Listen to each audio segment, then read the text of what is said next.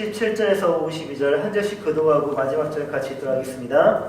명절 끝날 곧 큰 날에 예수께서 서서 외쳐 이르시되 누구든지 목마르거든 내게로 와서 마시라. 나를 믿는 천사는 성경에 있는 것 같이 그 배에서 생수의 강이 흘러나오리라 하시니 이는 그를 믿는 자들이 받을 성령을 가리켜 말씀하신 것이라. 예수께서 아직 영광을 받지 않으셨으므로 성령이 아직 그들에게 계시지 아니하시더라. 이 말씀을 들은 우리 중에서 어떤 사람은 이 사람이 참으로 그 선지자라며 어떤 사람은 그리스도라 하며 어떤 이들은 그리스도가 어찌 갈릴리에서 나오겠느냐. 성령이 이르기를 그리스도는 다윗의 씨로 또 다윗이 살던 마을 베들레헴에서 나오리라 하지 아니하였느냐. 예수로 말미암아 무리 중에서 쟁론이 되니 그 중에는 그를 잡고자 하는 자들도 있으나 손을 대는 자가 없었더라. 아랫사람들이 대제사장들과 바리새인들에게로 오니 그들이 묻되 어찌하여 잡아오지 아니하였느냐. 아랫사람들이 대답하되 그 사람이 말하는 것처럼 다른 사람은 이때까지 없었나이다. 바리새인들이 대답하되 너희도 미혹되었느냐. 당국자들이나 바리새인 중에 그를 믿는 자가 있느냐. 율법을 알지 못하는 이 무리는 저주를 받은 자로다.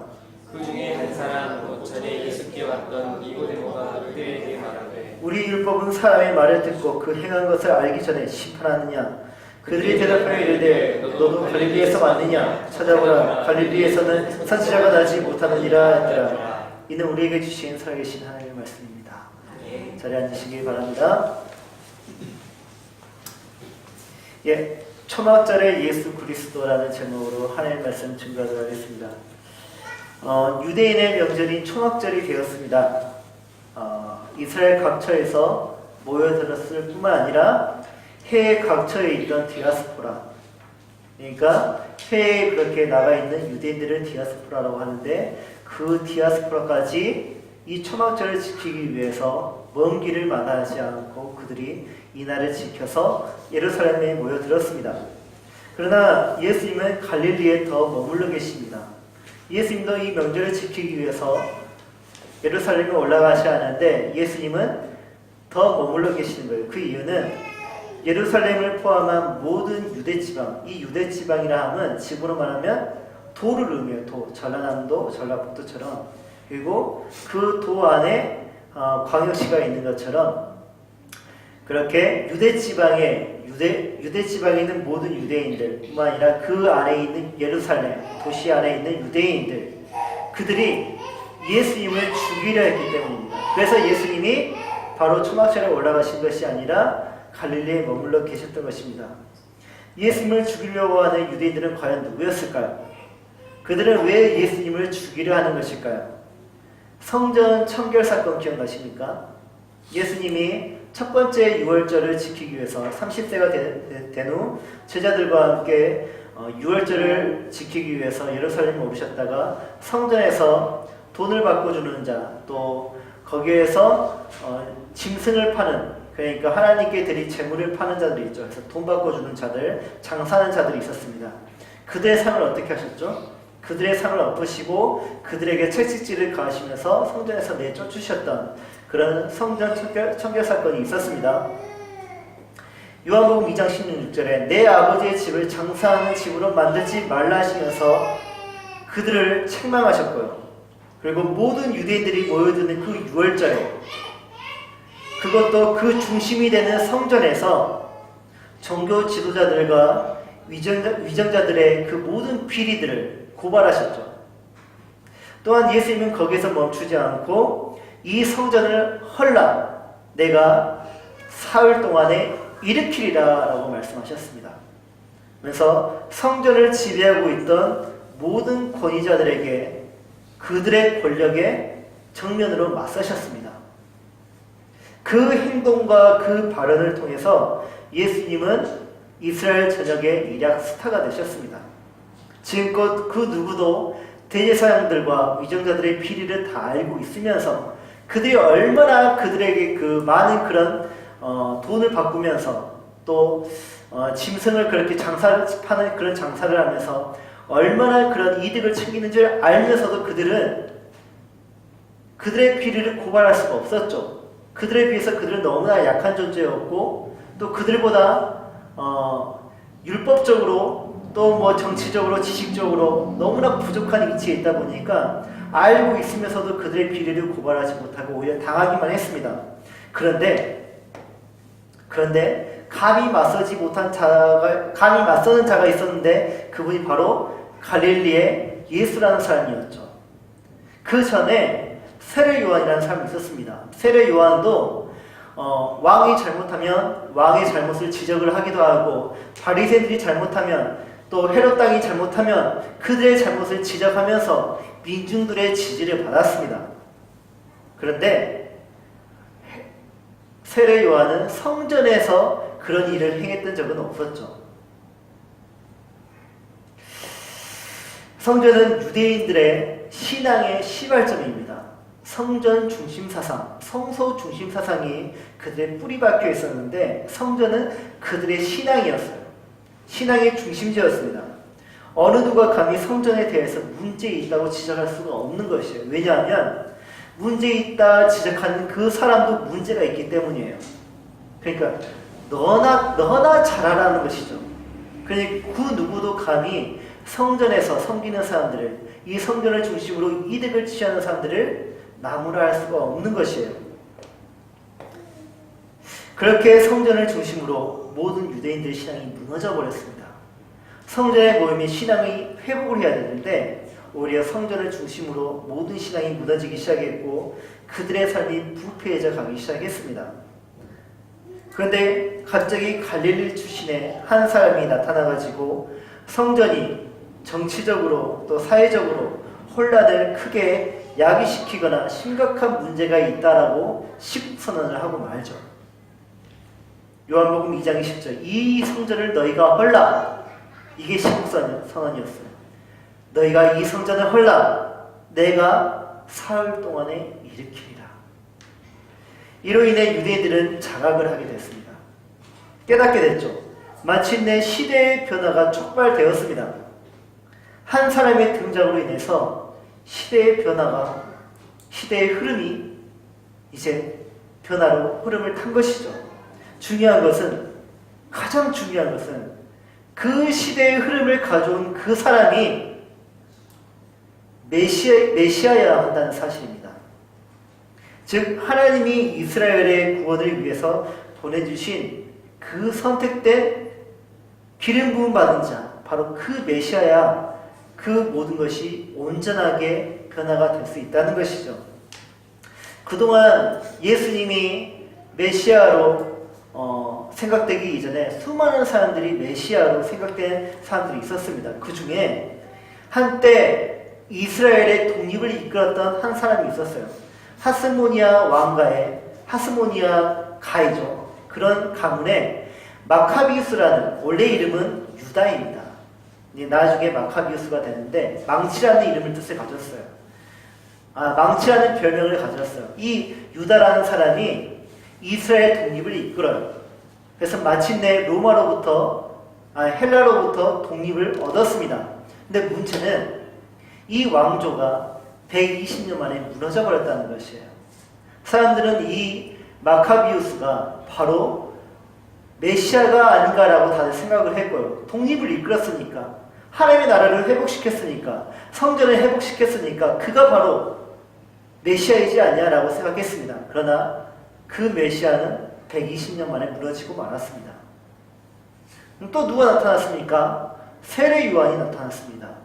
이 세례 요한은 바리새인들, 그 나라의 왕이었던 헤롯도 그 권력을 두려워하지 아니하고 지적을 하고 비판을 했습니다. 모든 민중들의 마음을 다 가져갔고요. 그리고 민중들이 그를 중심으로 움직이기 시작했고요. 뿐만 아니라 수많은 제자들이 그를 따랐습니다. 그런데 그가 어떻게 되었습니까? 헤롯 일가에 의해서 감옥에 투옥되고 말았습니다. 그 역시 메시아가 아니었다는 것이죠.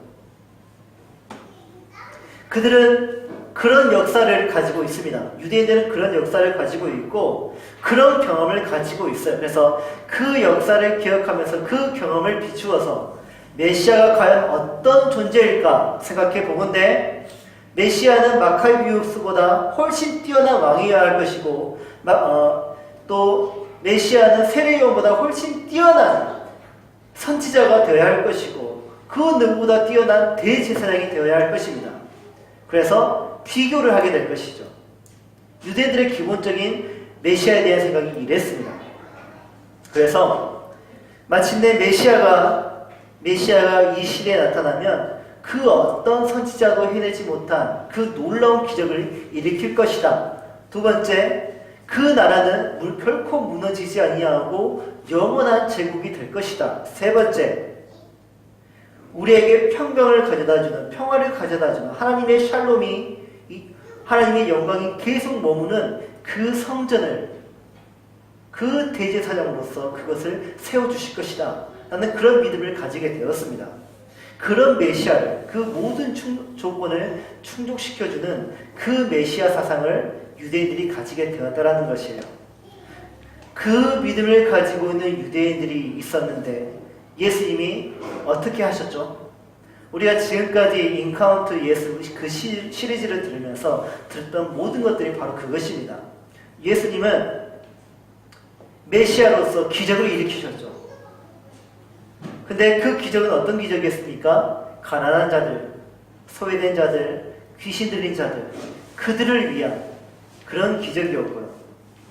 그리고 근데 문제는 그 기적이 유대인들에게 있어서 참 좋았는데 참 좋지 않은 것도 있었습니다. 오히려 반발심을 일으키는 기적도 있었습니다. 어떤 기적이었죠? 유대인들만을 위한 기적이 아니라 이방인들을 위한 기적도 있었다는 것. 그게 매우 큰 불평이었습니다. 충격이었고요. 그가 일으킨 기적은 메시아일 것이 확실한데 그 대상이 유대인뿐만 아니라 그들이 그토록 부정하게 여기다 또 그들이 그토록 증오하던 이방인들도 그 대상이었다는 것이 너무 싫은 겁니다. 더욱이 문제가 되는 것이 무엇이냐? 그 메시아가 이제 죽으려고 한다는 것이에요. 말도 안 되는 것이 이게. 여호와 이레의 땅 예루살렘으로 향하시면서 여호와 하나님께서 이삭 대신에 순양을 친히 준비하셔가지고 그것을 번제물로 바치게 하지 않으셨습니까? 이제는 하나님이 예수님을 6월절의 어린 양으로 또 이삭 대신 바쳤던 그 순양으로 예수님을 인류의 모든 죄를 대신 지게 하고자 예루살렘에 오르게 하십니다. 이 시점에서 유대인들은 예수님을 어떻게 하려고 합니까? 죽이려고 합니다. 왜 죽이려고 했다고요? 지금껏 성전은 어떠한 성전이었습니까? 하나님의 영광이 머문 성전이었습니까? 아니었죠. 성전은 그들의 뱃속을 충족시켜주는, 그들의 탐욕을 채워주는 성전이었습니다. 성전이 없으면 어떻게 돼요? 그들의 배는 굶게 될 것이고 그들의 탐욕은 완전히 이제 채워줄 수 있는 그런 조건들이 없을 것입니다. 그들이 망한다는 뜻이에요. 성전을 헐겠다는 그 이가 이제 예루살렘에 다시 올라오고 있는데 그를 뒷받침해주고 있는 민중들이 함께 올라오고 있습니다. 그를 따르고 있는 제자만 해도 엄청 많습니다. 그 예수가 예루살렘에 올라온다고 합니다. 어떻게 해야 되겠습니까? 죽여야죠. 그들의 성전을 지키기 위해서는 예수를 죽여야 합니다. 그래야만 그들의 가정을 지킬 수 있고 그들의 가문을 지킬 수 있고 그들의 명예와 권력과 권위를 지킬 수 있는 법입니다. 예수를 죽여야 합니다. 문제는 예수가 전과 달리 수많은 제자들이 그를 따르고 있는데 갈릴리뿐만 아니라 사마리아 그리고 유대 그리고 베레아 그리고 데가볼리 뿐만 아니라 해외 각처에서도 예수에 대한 소식을 듣고 예수를 너무 궁금해하고 그분의 제자가 되고 싶어한다는 사실이에요. 민중의 마음을 다 훔쳐버렸어요. 예수님이. 이런 상황에서 예수님이 이제 예루살렘에 오르시려고 해요. 하지만 초막절 중간에 예루살렘으로 오르십니다. 왜 초막절 중간에 오르셨을까? 그 이유는 예수님이 말씀하시는데 아직 내 때가 아직 준비되지 않았다.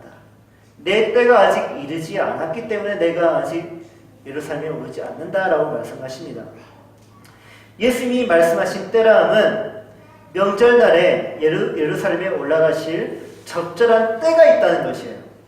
그 때가 아직 차지 않았기 때문에 아직 오르지 않았는데 예수님이 중간에 오르시잖아요. 그러면 그 때가 찼다라는 것이에요. 그 때가 준비되었다는 것이에요. 그러면 그 때가 어떤 때인지 우리는 알아내야 됩니다. 자신을 그리스도로 믿지 않은 형제들이, 예수님의 형제들이 먼저 초막절에 예루살렘에 올랐고요. 그 뒤로 예수님의 제자들이 초막절에 예루살렘으로 올랐습니다. 그리고 며칠이 지난 후에 명절 중간에서야 마침내 예수님이 그들을 따라 예루살렘에 오르십니다. 전국 각처에서 그리고 해외에서 온 유대인들 사이에서 가장 큰 화제거리가 있었습니다. 그것은 바로 예수가 어디 있느냐. 예수가 어디 있느냐라는 그 소문이 그 서로 간의 그 수군거리는 소리들이 계속해서 그 예루살렘에 웅성웅성했다는 것이에요. 그 때가 찾아, 그 소리가 가득 찾아 예수님이 마침내 예루살렘에 올라가셨다는 것입니다. 이 그림을 보시면서 우리는 유대인 명절의 추구 기능 하나를 발견할 수가 있습니다. 그것은 유대인들의 명절, 유대인의 명절은 전국뿐만 아니라 전국 각지뿐만 아니라 해외 각처에서 생생한 소식을 예루살렘에 모을 수 있다는 것이에요. 로마의 생생한 소식이 예루살렘에 모이고 아프리카에 있는, 이집트에 있는 그 모든 소식들이 예루살렘에 모입니다. 갈릴리, 베레와 데가볼리 모든 유대 지방에 있는 가장 중요한 그 소식들이 예루살렘에 모여요. 이게 명절의 기능이었어요. 이게 명절의 기능이었는데, 근데 그 명절의 가장 중요한 이슈가 무엇이었습니까? 그 예수가 어디 있냐 지금 내가 만나보고 싶다는 것이었어요. 로마에서도 예수님에 대한 소식을 들었고, 아프리카, 알렉산드리아나 이집트에서도, 애굽에서도 예수에 대한 소식을 들었던 그들이 이제 예수님을 만나보고 싶어 한다는 것이에요. 이게 근데 그들의 뜨거운 감자였습니다. 왜 뜨거운 감자였을까? 뜨거운 감자가 뭡니까? 뜨거운 감자를 우리가 쉽게 먹을 수 있습니까? 먹고는 싶은데 너무 뜨거우니까 먹지를 못하고. 이게 바로 예수님에 대한 소식이었어요. 왜 예수님이 뜨거운 감자였냐? 예수님이 정말 그 메시아라면, 성경에서 예언한 그 메시아라면 모든 유대인들은, 회에 있는 모든 유대인들도 다 예루살렘에 모여야 합니다. 그리고 그분과 함께 새 출발을 해야 돼요. 어떤 출발일까요? 모세가 출애굽을 하기 전에 제일 먼저 했던 것이 무엇입니까? 모든 이스라엘 백성들을 한 곳에 모았어요. 그리고 그들과 함께 출애굽을 했죠. 이와 같이 예수님이 메시아라면 모든 유대인들은 예루살렘에 모여서 예수님과 새 출애굽을 해야 합니다. 그게 하나님의 나라예요. 그런데 만약에 그 나사렛의 예수가 메시아가 아니면 어떻게 해요? 사기당한 거잖아요. 그러니까 뜨거운 감자라는 것이, 그 예수가 메시아가 맞냐 안 맞냐. 메시아라면 예수님을 따라야 되는데 메시아가 아니라면 나는 망하는 것인데 어떻게 해야 되는 것이냐. 예수님이 뜨거운 감자였다는 것입니다. 그런데 만약 갈릴리의 예수가 메시아가 아니라면 이스라엘은 정말 엄청난 혼란을 겪게 될 것이고 나라는 망하게 될 것입니다. 요한복음 7장 12절, 예수에 대하여 무리 중에서 수군거림이 많아 어떤 사람은 좋은 사람이라 하며 어떤 사람은 아니라 무리를 미혹한다 하나 하면서 그들 사이에서 뜨거운 감자가 돼가지고 예수를 따라야 되나 말아야 되나 하고 그들은 논쟁을 하고 있었다는 것입니다. 이처럼 사람들은 예수님에 대해 신중히 접근을 하고 있습니다. 더욱이 종교 지도자들이 이 일에 대하여서 매우 민감히 반응하고 있으므로 그들은 서로 수군거릴 뿐 그 누구도 대놓고 말하지 못하고 있습니다. 마치 모세의 출애굽을 따를 것인가 말 것인가 고민을 하고 있는 모세 시대의 이스라엘 백성의 모습과 매우 닮아 있어요. 이런 상황에서 예수님이 명절 중간에 예루살렘에 오르셨습니다. 그리고 성전에 올라가서 그들을 가르치십니다. 예수님이 성경에서 무엇을 가르치셨던 것일까요? 무엇을 가르치셨길래 사람들이 그 가르침에 놀라워했던 것일까요? 그 가르침의 내용을 알기 전에 우리가 먼저 알아야 할 것이 있는데 그것은 바로 초막절입니다. 초막절이 어떤 명절이기에 예수님은 갈릴리 사역을 정리를 하고 예루살렘에 오르셔서 그 초막절을 지키려고 하셨던 것일까요? 그리고 그 초막절에 예수님은 어떤 가르침을 전하셨던 것일까요? 그래서 우리는 초막절의 내용과 더불어서 초막절의 영적인 의미까지 알아야 합니다. 더불어서 초막절 앞 뒤에 있는 명절까지 다 알아야 돼요. 그래야만 우리는 이해할 수가 있어요. 그래서 지금부터 유대인의 명절들에 대해서 약간의 설명을 정리하도록 하겠습니다. 잠시만요. 자, 유대인에게는요 중요한 명절들이 있는데 그 중에서 가장 큰 명절 3개가 있습니다. 혹시 기억이 나십니까? 첫 번째 뭐가 있을까요? 유월절. 그리고 두 번째? 예? 뭐요? 궁전? 아니요. 구약시대에 이건 명절이었어요. 예, 그래서 유월절, 그리고 초실절, 그 다음에 오늘의 초막절입니다. 우선 유월절에 대해서 제가 말씀을 해드리고자 하는데, 우선 이 3명절은 유대인의 웬만한 모든 명절들은 바로 출애굽과 관련되어 있습니다. 출애굽과 매우 깊은 관련이 있는데, 출애굽은 유대인 역사에 있어서 결정적인 사건이에요. 그리고 유대인의 정체성을 형성시키는 사건이었기 때문에 우리는 이 3명절에서 출애굽과 관련시켜가지고 우리는 이해를 해야 되겠습니다. 우선 유월절은 세계에서 가장 오래된, 가장 깊은 역사를 가지고 있는 명절입니다. 무려 3,500년이나 된 명절이 바로 유월절이에요. 유월절은 유대력이 따로 있는데 태양력이 있고 우리는 음력도 있고 태양력도 지키잖아요. 근데 유대력이 또 따로 있어요. 유대력 1월은 니산월이라고 하는데 그 유대력 1월 14일에 유월절을 지켰습니다. 그러니까 쉽게 태양력으로 접근하면 2달 반을 더하면 돼요. 음력으로 하면 한 달 정도 더하면 돼요. 한 달 정도. 그러니까 1월 14일은 언제쯤 될까요? 태양력으로 하면 4월 초 아니면 3월 중순이 돼요. 그렇게 이해하시면 돼요. 유월절의 유래는 다음과 같습니다. 출애굽 당시 하나님은 이집트에게 10가지 재앙을 내리죠. 그 중에 마지막 재앙은 무엇이었습니까? 장자의 죽음이었죠. 장자의 죽음이 이스라엘 전역에 퍼질 것인데, 그때 하나님은 이스라엘을 보호하시고자 어떤 명령을 내리시죠? 너희가 어린 양을 잡아서 그것을 인방과 문설주에 바르라. 그러면 무엇이 지나간다? 죽음이 지나갈 것이다. 그래서 그 지나가다라는 뜻이 유월이라는 단어고, 영어로는 패스오버입니다. 패스오버가 바로 유월절이에요. 이 죽음의 재앙에서 이스라엘이 사면을 받았어요. 유월절의 어린 양으로. 그리고 애굽으로부터 구원을 받았습니다. 즉 이스라엘 백성에게는 이 유월절이 해방의 날이에요. 자유의 날이에요. 그럼 우리나라로 말하면 무슨 날이죠? 8월 10일 광복절이에요. 대한민국이 시작된 날이에요. 어떻게 보면.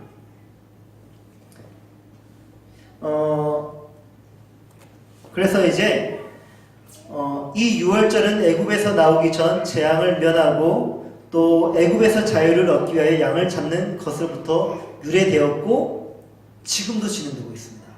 이스라엘에서는. 이 유월절은 우리가 성경을 보면서 가장 헷갈리는 게 무교절하고 항상 중복이 돼요. 유월절이 무엇이고 무교절이 무엇인가? 때로는 유월절과 무교절을 구분하지 않아요. 어떤 성경에서는. 유월절이 1월 14일이라면 무교절은 15일부터 7일간 진행이 돼요. 그러니까 무교절은 유월절의 계속이에요. 유월절의 연속. 그러니까 유월절과 무교절을 하나라고 생각하시면 매우 쉽습니다. 이 유월절은 무교절이라고 하기도 하고 해방절이라고 하기도 합니다. 그리고 또 하나 이름이 있는데 봄의 축제예요. 봄의 축제. 봄이 시작되는 날. 그리고 영적으로 봄이 시작되는 날이기도 해요. 겨울이 지나고 영적으로 겨울이 지나고 이제 해방이 되었으니까 봄이 되었잖아요. 그래서 봄의 축제라고 하기도 합니다. 그렇다면 유월절은 예수님과 어떤 관련이 있는가? 무교절은 6월절은 하나님께서 택하신 백성은 예수 그리스도의 희생으로 말미암아 구속됨을 보여줍니다. 즉 6월절의 어린 양은 예수 그리스도이고 어린 양은 예수 그리스도이고 6월절의 희생은 예수 그리스도의 십자가의 죽음이고 6월절의 양과 피와 고기로 인하여 구속과 자유를 얻음은 예수 그리스도 십자가의 공로로 속죄와 구속과 영생을 얻음을 의미합니다. 이게 바로 6월절이에요. 그러면 초실절은 무엇인가? 초실절은 우리에게 오순절 또는 맥추절로 우리는 알고 있습니다. 같은 거예요. 근데 초실절은 그 이름처럼 첫 열매를 드리는 명절이에요. 하나님께. 첫 열매를 드리는데 첫 열매는 1년 중에서 가장 먼저 드려지는 곡물의 첫 열매를 의미해요. 그러니까 이스라엘에게 있어서는 그 첫 열매가 보리였어요. 보리. 그래서 보리를 첫 열매로 드리는 까닭에 맥추절이었습니다. 초실절은 무교절 속에 들어있는 안식일 다음 날이에요. 간단히 말하자면 무교절 안에 있는 주일이에요. 우리에게 말하면 어떻게 보면 부활절이에요. 부활절. 우리 신약시대는 이게 부활절로 생각되고 있어요. 겨우내 죽어있던 씨앗들이 땅속에서 발화를 하고 싹을 내어서 열매를 내는 그 모든 과정이 바로 부활을 의미해요. 예수님의 부활이 바로 그것과 같아요. 그러므로 예수님은 부활의 첫 열매인 셈이죠. 그래서 또한 초실절은 하나님 우선주의, 하나님 제일주의라는 특성이 있습니다. 하나님께 첫 이삭을 드리기 전에는 아무리 그 곡물이 자기의 소유라 할지라도 결코 먹을 수 없는 법이에요. 그래서 예수님은 그의 나라와 그의 의를 먼저 구하라고 우리에게 명령하지 않으셨습니까? 초실절, 이것은 나중에 오순절이 되는데 오순은 무엇이냐? 5, 5의 열순이에요. 순은 10을 의미해요. 10. 열이 5개니까 오순이에요. 오순. 오순절은 무교절 후에 7 안식일이 지난 그 다음날 7 7번의 안식일이 지난 그 다음날이 바로 오순절입니다. 이는 이스라엘 백성이 가나안 땅에 들어가서 그 땅에 첫 곡식을 거둔 그 시기예요. 그게 이제 신약시대에 이르러서 시대가 지나면서 오순절로 바뀌었어요. 초실절이 오순절. 명칭은 같습니다. 그럼 영적인 의미가 무엇인가? 신령한 첫 곡식을 수확하여서 드리는 때, 즉 예수 그리스도의 구속과 성령의 역사로 천국의 곡식을 거두어들인 첫 때, 사도행전에 그 첫 때가 나오는데 언제였습니까? 오순절이었고 그때 어떤 일이 일어났죠? 120명의 문도가 기도를 하였더니 성령이 임했습니다. 교회가 시작되었죠. 그걸 의미해요. 이 모든 것들을 종합해보면 오순절은 영적 초실절입니다. 이 절기는 또한 영적 감사절을 예표해 줍니다. 앞으로 다가올 가을에 거둘 추수할 것들. 맥추절이기 때문에 처음 거두는 거잖아요. 근데 이때는 우리가 알고 있듯이 보리는 봄이 다 끝나고 나서 거두고 그 다음에 이제 벼를 심고 이제 가을이 돼서야 벼를 거두지 않습니까? 그러니까 초실절은 또 다음에 있을 곡식을 기대하게 만들죠. 이거는 마지막 추수를 기대하게 만드는데 그 마지막 추수가 그리스도의 재림으로 인해 이루어질 심판도 교훈을 하고 있다는 것이에요. 그러면 세 번째, 이제 가을에 거둘 곡식을 생각해 볼 때입니다. 그게 바로 초막절입니다. 초막절의 또 다른 이름은 수장절 그리고 장막절인데 초막이나 장막이나 같은 이름이에요. 텐트, 영어로 말하면 텐트. 우리가 알고 있는 그 텐트예요. 텐트를 짓고 살았다 해서 초막 장막절이에요. 수장절은 무엇인가? 수장의 또 다른 말은 저장. 곡식을 거두어서 저장한다는 말이에요. 그게 바로 수장입니다. 초막절은 광야 생활을 기념을 하고 있습니다. 이스라엘은 출애굽 후에 광야에서 40년 생활을 했죠. 그러면서 어디에서 살았습니까? 40년 동안 텐트에서 살았습니다. 초막절은 7월 15일입니다. 7월 15일. 그러면 태양력으로 계산하면 언제쯤 될까요? 10월 초, 9월 중순에서 10월 초가 됩니다. 곡식을 거둘 때이죠. 추수를 다 마친 때가 바로 초막절입니다. 그래서 이스라엘은 그때 아름다운 과실을 가지고 가서 초막절을 성회로 모입니다. 그러므로 초막절은 추수기와 관계가 매우 깊고 또 아름다운 열매와도 관계를 가집니다. 초막절은 그 해에 수확한 곡식과 과일을 거두드리는 수확기로 하나님 앞에서 즐거워하면서 추수에 대한 감사를 하나님 앞에서 드리는 것이에요. 이것은 이 세상 마지막 날에 성도들이 거둘 기쁨과 즐거움을 의미해요. 우리 교회가 예수님의 재림 때 거두어 드릴 기쁨과 즐거움을 의미해요. 그때가 초막절이에요. 초막절은 지상의 교회의 영적 곡식을 저장하는 것뿐만 아니라 마지막 날에 예수 그리스도에 인하여서 구속을 받고 성령 안에서 중생하고 주의 일에 충성하던 성도들이 예비했다가 영원한 집 천국에 들어가 영생 복락을 누리는 것을 의미합니다. 초막절은 한국의 추석과 같아요. 풍성함과 즐거움이 가득한 유대인의 추석이 바로 초막절입니다. 게다가 음력으로 솔직히 날짜가 같아요. 그렇다면 왜 초막일까? 왜 추수감사절이 아니고 왜 추수절이 아니고 감사절이 아니고 초막절일까? 그 이유는 지금도 유대인들은요, 옛날도 그랬지만 초막에서 결혼을 한다고 합니다. 왜 초막에서 결혼하느냐? 초막은 하나님이 함께 하신다는 것을 상징하기 때문이에요. 모두가 그렇게 초막에서 하나님과 함께 하면서 추수한 것들로 풍성함과 즐거움의 축제를 나누고 있을 때 예수님은 그 중간에서야 예루살렘에 오르셨죠.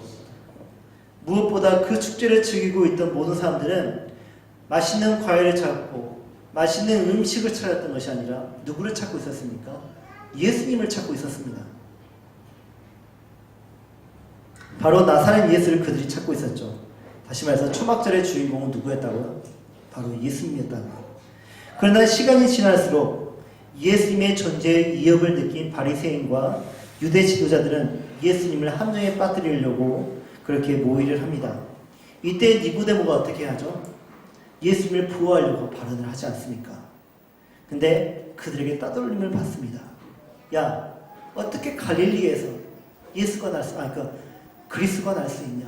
성경에서는 그리스도가 베들레헴에서 난다고 하는데 어떻게 나사렛 출신인 그 예수가, 갈릴리 출신인 그 예수가 어떻게 메시아가 될 수 있단 말이냐? 야, 너도 혹시 갈릴리 출신 아니냐? 하고 니고데모를 따돌리기 시작합니다. 요한복음 7장 52절 찾아보라. 갈릴리에서는 선지자가 나지 못하느니라. 신학적으로는 맞죠. 근데 이처럼 예루살렘을 끼고 있는 유대 출신 사람들은요, 지방 사람이었던 갈릴리 사람들을 매우 무시하고 있습니다. 예전에 예수님의 제자였던 나다나엘도 이런 말을 해요. 어떻게 나사렛에서 선한 것이 날 수 있겠냐? 어떻게 개천에서 용이 날 수 있냐? 그 말이에요. 서울 사람들이 우리 지방 사람들을 무시하고 강주 사람들이 무안 사람들을 무시하는 것처럼 예. 하여튼 큰 도시 사람들은 작은 도시 사람들을 또 촌을 무시하는 것이 예나 지금이나 같은 심리인 것 같아요. 그들의 경제적인 수준이나 정치적인 역량이나 그런 것들 다 따져보면 유대 사람들이 이스라엘 전체를 지배하고 있었던 까닭에 왕, 선지자, 대제사장 모두 다 유대 출신이에요. 그들의 정통성이 바로 예루살렘 주민에게 있어요. 그러니까 무시할 수밖에 없는 것이에요. 그러나 그들이 놓치고 있는 사실 하나가 있는데, 우선 그들의 조상, 그들의 시조였던 아브라함이 어느 사람이었습니까? 예루살렘 사람이었습니까? 아니요. 저기 지금의 이라크, 성경에서는 갈대아 우르 사람이었습니다. 이방 사람이었어요. 그들의 시조도 이방 사람이었고요. 또 그들이 간과한 것이 하나가 있는데 모든 선지자들보다 뛰어난 기적을 일으켰던 요나, 그 요나는 북이스라엘 사람이었습니다. 또 그들이 그렇게 대단하게 여겼던 이사야 선지자도요, 스불론 납달리 사람이었어요. 무엇보다 중요한 사실 하나가 있는데 예수님은 나사렛에서 태어나신 것이 아니라 어디에서 태어나셨다고요? 유대 지방에 있는 베들레헴에서 태어나셨다고요. 태어난 곳은 베들레헴, 자라난 곳은 나사렛. 뭐가 문제라는 것이에요? 메시아가 나기에 충족과 조건들을 충족시키고 있잖아요. 다만 자란 곳이 나사렛일 뿐, 갈릴리일 뿐. 아무 문제가 안 된다는 것입니다. 근데 그 유대인들은 현상적으로 나타난 것을만 가지고 판단했기 때문에 이 사실을 깨닫지 못하고 예수님에 대해서 부정적으로만 여기고 있고 판단을 하고 있습니다. 명절 끝날, 큰 날, 명절 끝날이 가장 큰 날이에요. 가장 큰 날에 예수님이 모든 유대인들이 서 있는 해외에서 이스라엘 각처에서 모인 모든 사람들이 모여있는 그 성전에서 초막절 행사와 관련된 영적 생수에 관한 말씀을 하십니다. 요한복음 7장 37절 38절 누구든지 목마르거든 내게로 와서 마시라. 나를 믿는 자는 성경의 이름과 같이 그 배에서 생수의 강이 흘러나오리라. 초막절은요, 출애굽 과정에서 이스라엘 사람들이 초막을 짓고 살면서 하나님과 동행하지 않았습니까? 하나님과 동행하면서 구원을 체험한 것을 기념하는 절기예요. 초막절 끝날에는 어떤 일을 행하냐면 그들이 실로암이라는 연못에 가가지고 물을 떠옵니다. 그래서 성전에다 그 물을 붓는 것이 마지막 날에 있었던 행사였어요. 그렇다면 왜 그들은 실로암에서 물을 떠가지고 성전에다 부었을까요? 그것은요, 출애굽 때 르비딤 또는 무리바라고 하는 바위가 있었는데 그 바위에서 하나님이 이스라엘을 구원하기 위해서 물을 내는 그런 기적이 있었어요. 하나님이 이스라엘을 물로 구원해 주신 그 사건을 기념하기 위해서 실로암에 물을 떠와 성전에 붓는 행사를 그들이 했다는 것입니다. 그 행동이 무엇을 요구하는 것일까요? 단순히 기념하기 위해서 물을 붓는 것일까요? 그게 아니라 그 이스라엘에게, 광야에서 떠돌고 있던 그 이스라엘에게 물을 공급하셨던 하나님이 이제 한 해 모든 추수를 끝나고 이제 파종하는 그 시기에 또 하나님이 물을 공급해 주시라는 일종의 기우제로 그들이 그 행사를 했다는 것이에요. 이해하셨습니까? 자, 추수가 다 끝나면 이제 무엇을 하죠? 그 밭을 갈아서 다시 파종을 해야 되죠. 성경에서는 그것을 이른비라고 합니다. 이른비. 파종을 한 후에 하늘에서 물이 비가 내려야만 그 뿌려진 씨앗에서 씨앗이 발화를 하고 뿌리를 내리고 그 다음에 싹이 나는 것이에요. 근데 하나님이 비를 내리시지 않으면 어떻게 돼요? 그 다음에는 망하는 것이에요. 그래서 그들의 구원을 바라며 하나님께 비를 내려달라는 소원을 말하는 것입니다. 그게 초막절 행사예요. 마지막에 있었던 행사. 모든 유대 축제는 출애굽 때의 구원을 기념하면서 동시에 종말의 출애굽 구원의 재현, 즉 새 출애굽을 바라고 있습니다. 초막절도 마찬가지였습니다. 종말에 퍼부어질 물, 종말 때에 퍼부어질 물에 대한 기대가 초막절 끝날에 기대되어져 있다는 것이에요. 그래서 선지서들 이사야서, 에스겔서, 요엘서를 보면 종말에 하나님께서 물을 부어주실 것이라는 예언이 담겨져 있습니다. 그럼 그 물이 어떤 물인가? 하늘에서 내리는 비인가? 그 물이 아니라 바로 성령을 의미합니다. 사도 요한이 그것을 친히 설명하고 있어요. 그것은 바로 하나님께서 종말의 때 우리에게 성령을 부어주실 것이다 라고 예언을 하고 있다는 것이에요. 종말에 부어질 물은 다름 아니 믿는 자에게 주어질 성령이라는 것이에요. 당시 유대인들은 성령에 대해서 아는 지식이 별로 없었고 아는 지식이 없었습니다. 그래서 그들은 오직 물을 물질로만 생각했지 성령으로 생각하지 못했어요. 그래서 그 물로 얻어질 풍성함과 즐거움을 생각했었죠. 에스겔서 47장에 예언이 있습니다. 우리 다 같이 그 뒷장을 넘겨보면 말씀이 적혀 있습니다. 다 같이 읽어보도록 하죠. 시작. 그가 나를 데리고 성전 문에 이르시니 성전의 앞면이 동쪽으로 향하는데 그 문지방의 밑에서 물이 나와 동쪽으로 흐르다가 성전 오른쪽 제단 안쪽으로 흘러내리더라.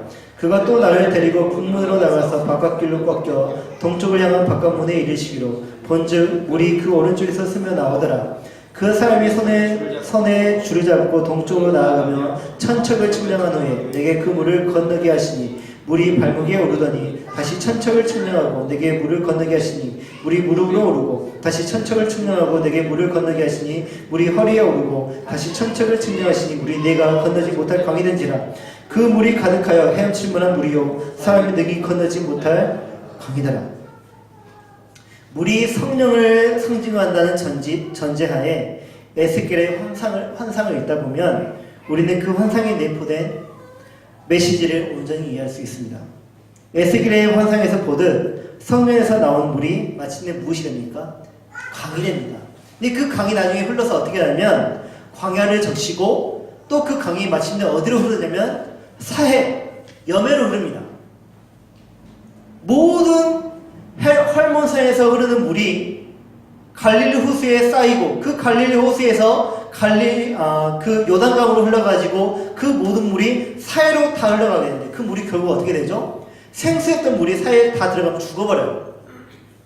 너무 낮은 지대이기 때문에 더 이상 흘러갈 수 있는 다른 지역이 없어요. 그러니까 생수였던 그 물이 다 죽어버려요. 그런데 성전에서 나오는 이 물이 강이 되었는데 그 강이 광야를 적시고 사해에 흘러갔더니 사해가 생해가 되는 거예요.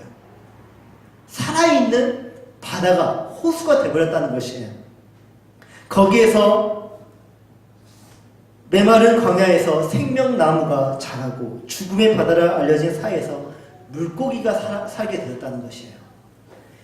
이 말씀 바로 이것입니다. 예수 그리스도의 말씀이 광야를 적시고 그에게서 나오는 성령이 광야 같은 인생을 살린다는 것이에요.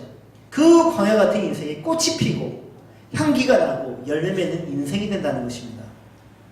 죽음의 땅 사이 같은 인생에 또 이방인에게 하나님의 생수가 성령이 그렇게 그들에게 들어가면 그들이 죽었던 자가 살아난다는 것이에요. 이게 바로 그 의미예요.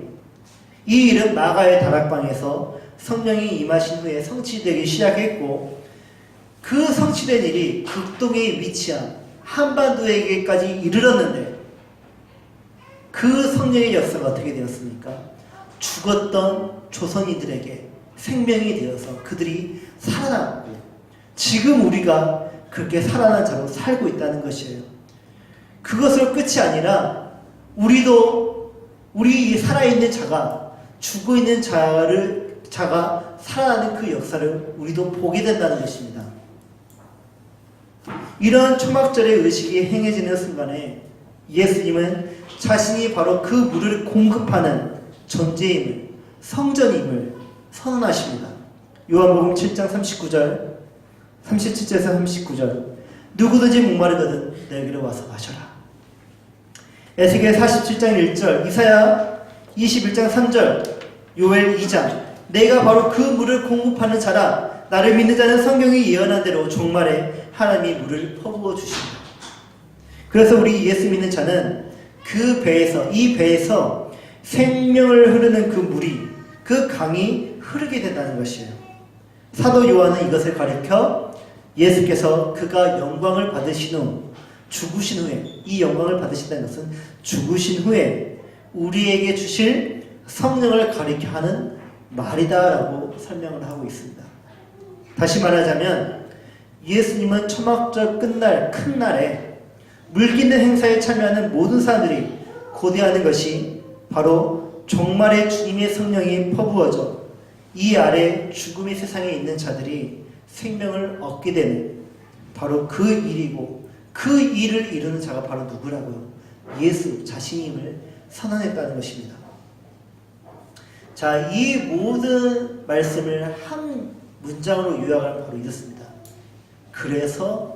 그러므로 예수 그리스도는 모든 인류의 메시아이시다, 구원자이시다.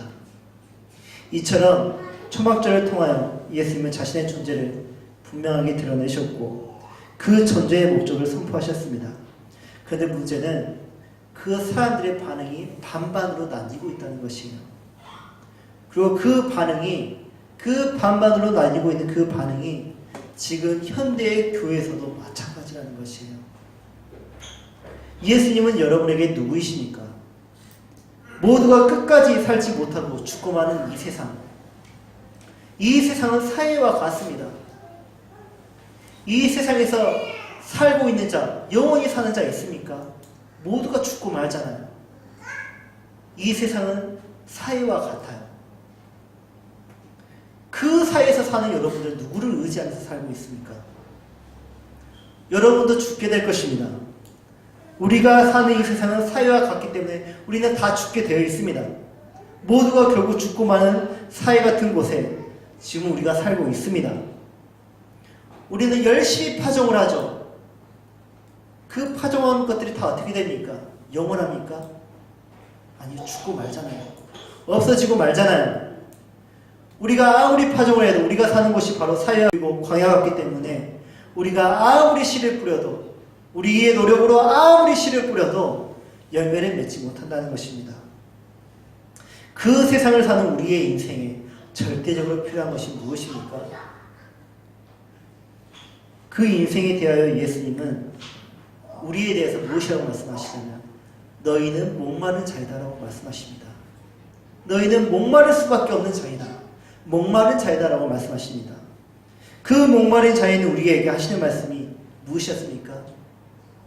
나에게 와서 마시라였습니다. 땅을 파라고 예수님 말씀하셨습니까? 아니요. 누구에게서 얻으라고 말씀하셨습니까? 아니요. 너희의 노력으로 한번 바위를 깨뜨려보라 그렇게 말씀하셨습니까? 아니요. 나에게 와서 마시라고 합니다. 왜냐하면 예수님은 영원히 마르지 않는 샘이시기 때문이에요. 이것을 믿는 자는 그 배에서 생수의 강이 흘러나와 영원히 살겠고, 그것을 의심하고 거부하면서 다른 것에서, 세상에서 그 생수를 찾는 자는 결국에는 광야에서 타 죽고 말고 염해에서, 그 사회에서 목말라 죽고 맙니다. 여러분은 어떤 선택을 하시겠습니까? 예수님이 주시는 생수를 마시겠습니까? 아니면 다른 생수를 찾으시겠습니까? 물을 길러 성전에 부어가면서 그 간절함으로 복을 바라는 행동을 이제는 내려놓으십시오. 이제는 여러분의 노력으로 물을 붓는 그런 행동을 이제 내려놓으십시오. 예수님이 하신 뭐라고 말씀하십니까? 이제 물 붓는 행위 그만하고 나에게 와서 생수 마셔라. 우리가 순종해야 할 그 말입니다. 오직 주님께만 그 영원한 샘물이 있고 그 물을 마셔야만 우리는 영원히 설 수 있는 법입니다.